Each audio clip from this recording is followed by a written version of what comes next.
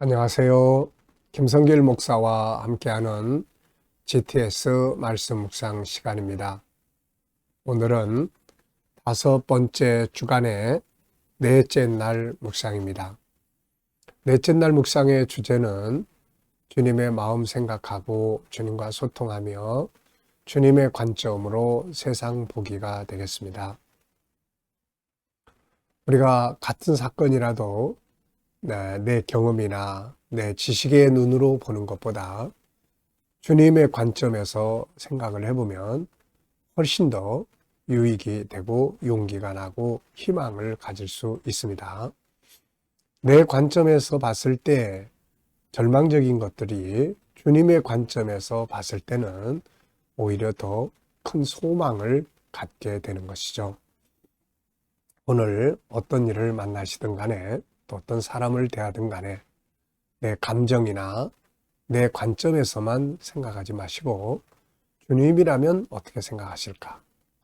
주님은 왜 이 사람을 내 옆에 두셨을까? 주님의 관점에서 한번 생각해 보시면 훨씬 더 좋은 결과를 가져올 수 있습니다. 자, GTS 묵상은 두 가지의 목적을 위해 만들어졌습니다. 첫째는 매일매일의 역동성 있는 신앙생활과 함께 삶의 현장의 변화, 발전을 이루기 위한 것이고요. 아이들은 또 재능 개발, IQ, EQ, SQ의 성장과 함께 학습 능력을 키우기 위해서 만들어졌습니다. 이것을 위해서 5, 7, 2의 구조가 들어있는데요. 5는 그림을 보고 정리하는 5가지의 내용입니다. 이것을 통해서 생각을 활성화시키고 아이들에게는 공부하는 두뇌를 키워줍니다. 7은 매일매일의 주제인데요. 7가지 주제입니다. 이것은 그날그날 우리의 생활 속에서 변화를 만들어주는 주제입니다. 한 번쯤 기억하시고 살아볼 수 있기 바랍니다. 오늘의 주제는 주님의 관점에서 보는 거예요. 자, 이걸 실천하면 많은 변화와 발전을 만들어냅니다. 2는 질문 만들기와 주님과 소통해서 영감을 얻는 시간이 되겠습니다. 오늘도 그림 분석부터 정리를 하겠습니다. 그림에는 십자가에 못 박히신 예수님의 그림이 있습니다. 이 그림을 보시면서 제목 하나 정해보시고 의미들을 또 적어보시기 바랍니다. 저는 제목을 창세기 3장 15절에 완성 이렇게 적었습니다. 그리고 의미들을 정리해 봤는데요. 주님의 십자가는 창세기 3장 15절의 완성이다. 뱀의 머리를 깨뜨리시고 우리를 구원하신 사건이다. 이제 남은 것은 재림하심으로 마귀와 그의 후손 적그리스도를 잡아서 지옥에 멸하시는 것이다.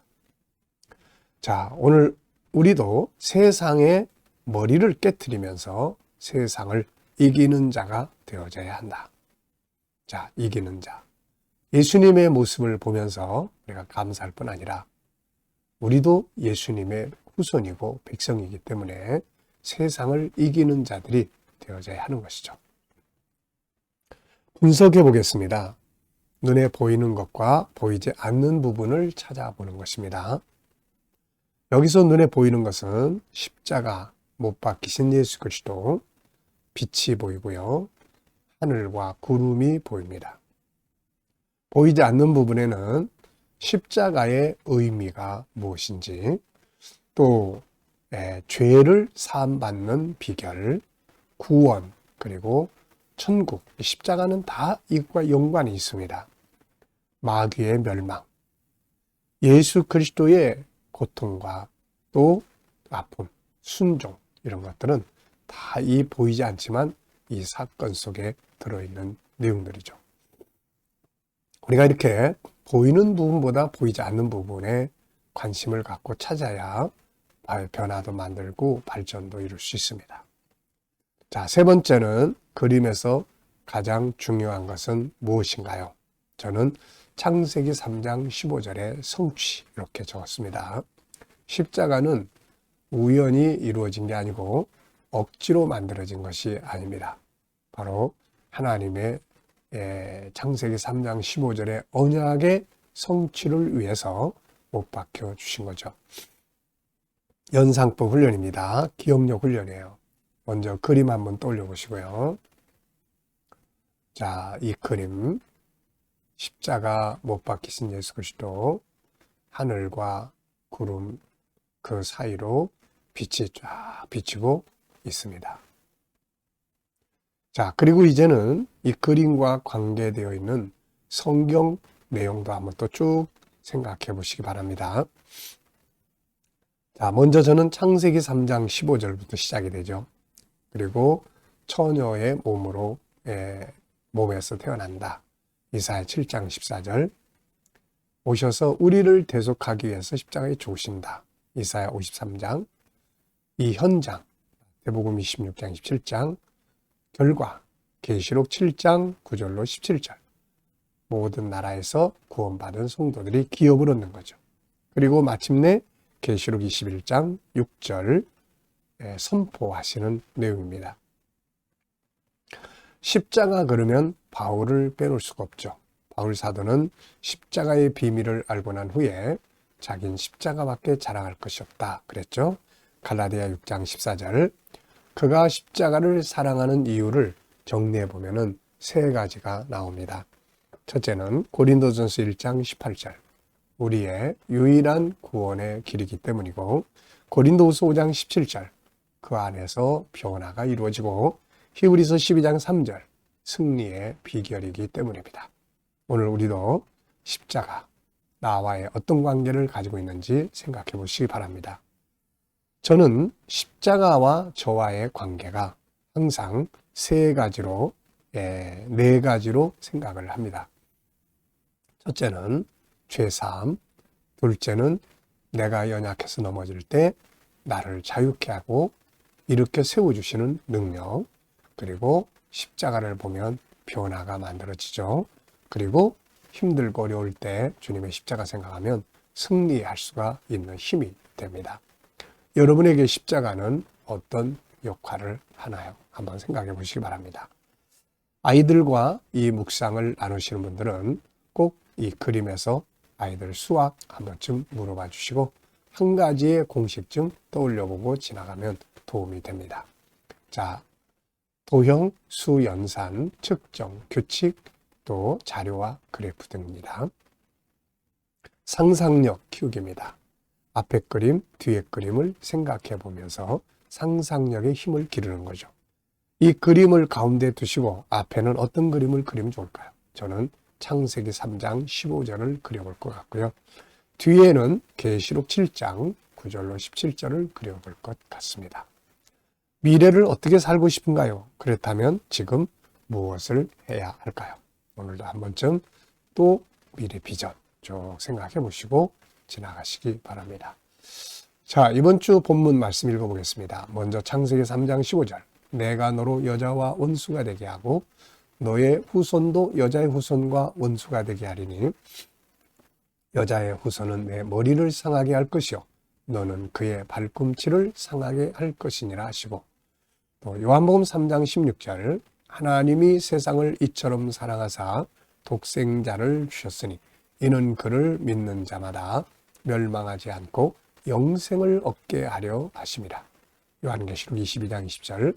이것들을 증언하시니가 이르시되 내가 진실로 속히 오리라 하시거늘 아멘. 주 예수여 오시옵소서. 아멘.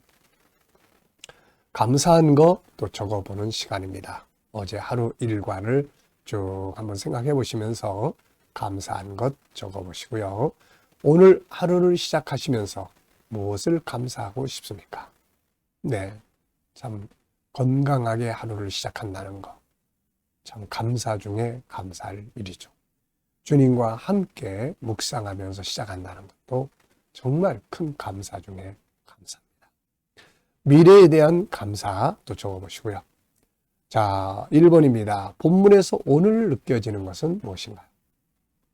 말씀은 똑같은 말씀이지만 상황에 따라서, 환경에 따라서 내 심리적 작용에 따라서 깨달아지고 느껴지는 것이 다 다릅니다. 같은 음식이라도 환경에 따라서 맛이 다르고 상황에 따라서 맛이 다르고 배고픔의 농도에 따라서 맛이 다르게 되는 것과 같은 거죠. 자, 오늘 느껴지는 것 딱 읽으시면서 느껴지는 것 적어보시면 됩니다. 자, 저는 하나는 세상을 이기고 깨트리고 오늘 예수님이 사탄의 머리를 깨트리시는 것처럼 오늘 우리도 이거 딱 보면 승리, 이긴다, 이길 수 있다라는 마음을 갖게 되잖아요. 오늘 하루에서. 또 영생에 대한 하나님이 주신 이 영생의 소망을 갖고 사는 것. 그리고 주님의 강림하심을 늘 잊지 않고 기다리고 준비하며 사는 것.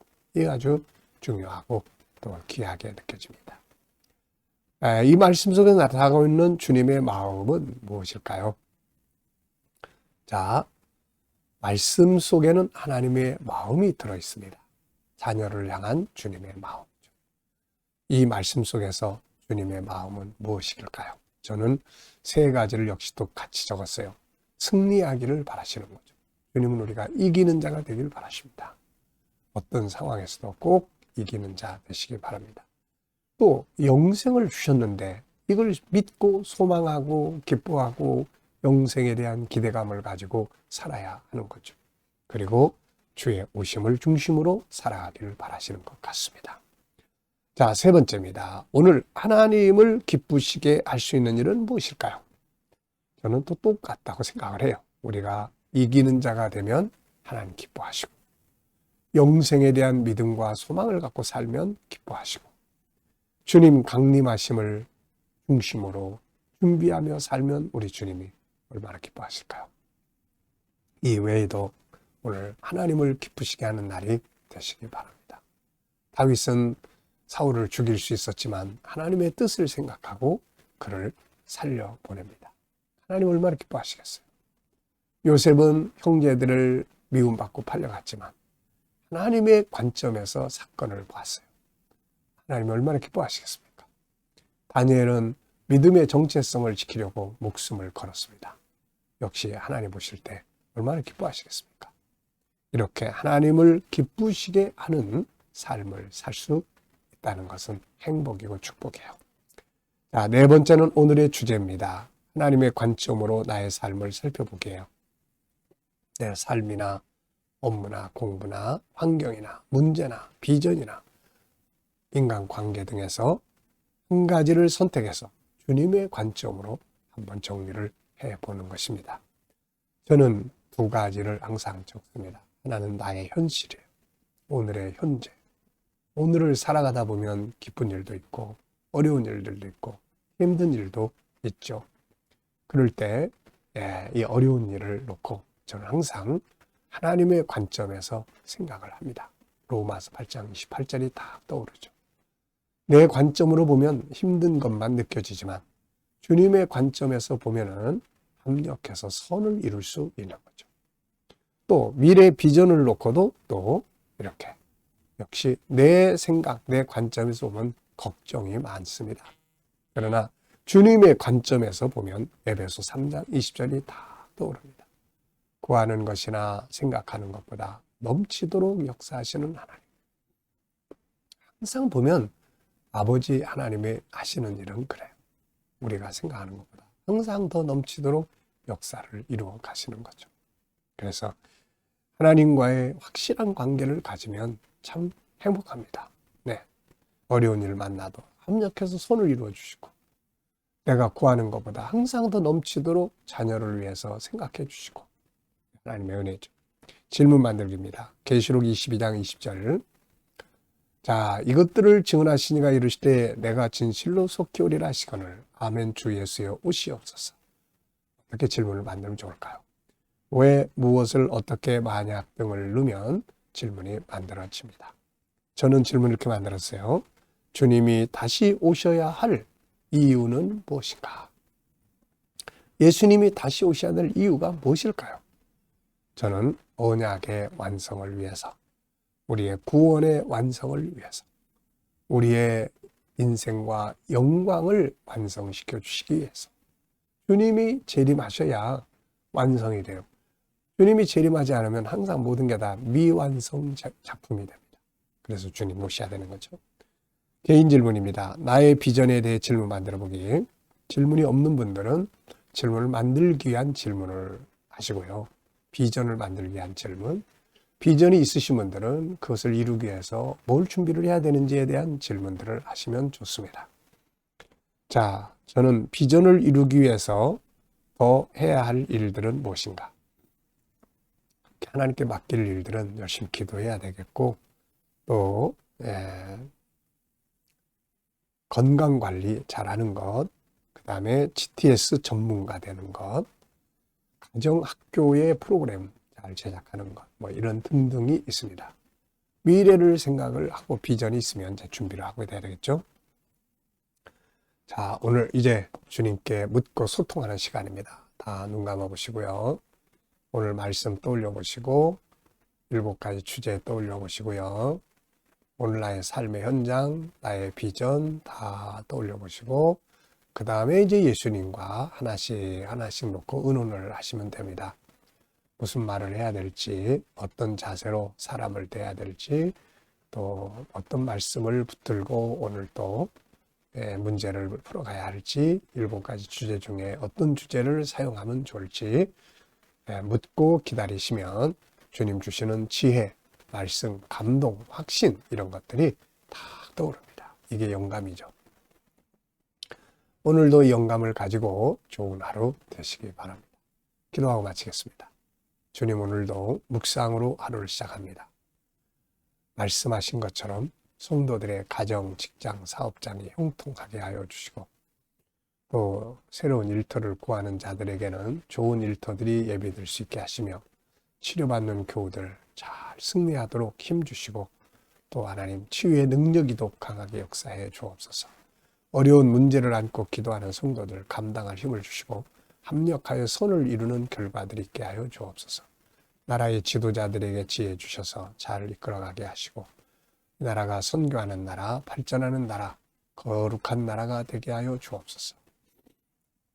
오늘도 세계 곳곳에서 복음을 위해 수고하시는 선교사님들과 저들의 사역 가운데 함께하여 주시고 또 KDM 훈련을 통해서 전국 복음이 더욱 많은 나라에 전파되게 하여 주시며 또 다음 세대를 위해 GTS 묵상이 잘 활용되게 하여 주옵소서. 감사하며 예수님의 이름으로 기도하옵나이다. 아멘.